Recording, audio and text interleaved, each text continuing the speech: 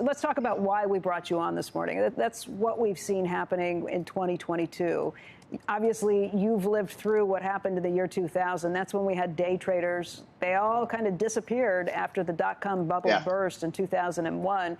We have retail traders now. We don't call them day traders. We call them retail traders. And these people have seen some severe pain, just like every investor has over the last many months.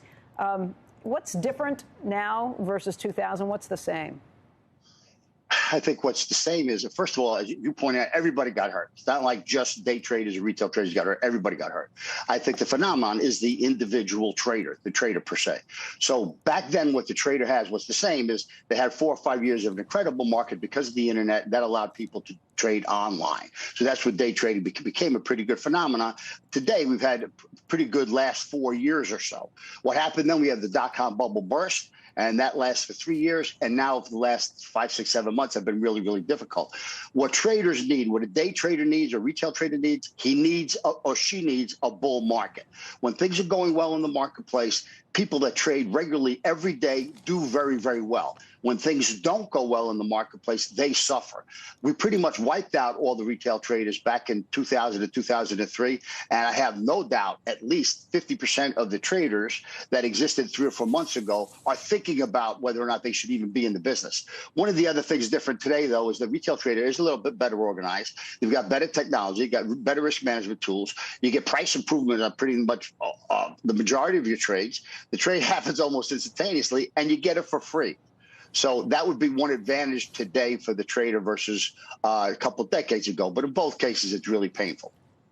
Joe, the big question for the markets as a whole, also for a lot of the firms that have been kind of rushing to serve that sort of retail customer that was interested in free trading, frequent transactions, weekly options, all the things that were very easy, but maybe were not as fun anymore when the market's going down, is can they be converted over into longer-term investors? There's tons of tiny accounts out there at Robinhood and other firms. They would love to just be kind of a all-in-one financial home, a hub for these people. But what are the prospects that can happen? Because we talk about free trading. It's never been cheaper to be kind of an easy buy and hold, just lock into an ETF portfolio for the long-term investor either. Mike, I couldn't agree more. I think, first of all, it's never the situation for the individual investor or the retail trader has never been better for the reasons we've talked about. Secondly, when we talk about Robinhood, who really caters to that type of trader, I think Robinhood's got to do a better job of diversifying the revenue stream. So I know about adding the derivatives and adding pieces of that, but people really have to learn and be comfortable what to do with them. And frankly, they can think about those instruments more in terms of being able to hedge and things like that. The vast majority of the retail trader, though, has not learned that yet, in my opinion. I don't believe that. And we need to do a better job helping providing them with information and tools that help them learn that.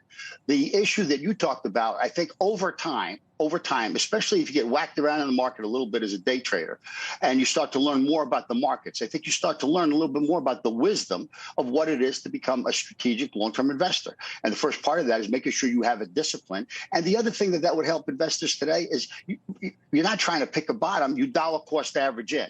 And those are all very, very, very strong principles for any individual investor and frankly, for many institutional investors as well. You know, the reality is we saw a lot of investors who got burned so badly in 2001 that they walked away from the markets for, 10, 15, 20 years. Maybe they haven't come back in. Yeah. This is a whole new generation. Are they going to have that same bad taste in their mouth? Are they going to be turned off to the idea of what it means to be an investor? And will that hurt them from the perspective of not being savers? What does that mean for market levels overall? Yeah, the dot-com bubble burst in March 2000. And that recession was very serious and it lasted 3 years, right? So far, what we've been going through now has been very difficult this year. But we're not close to 3 years yet. So the pain you feel over a 3-year period is what pretty much wiped out the retail investor back then. We still have a little bit more time to go before something like that happens. But there's no question, Becky, that many of them have really been hurt. And I have no doubt that some of them have already left. But it's not as painful for as long as what 2000 and 2003 was.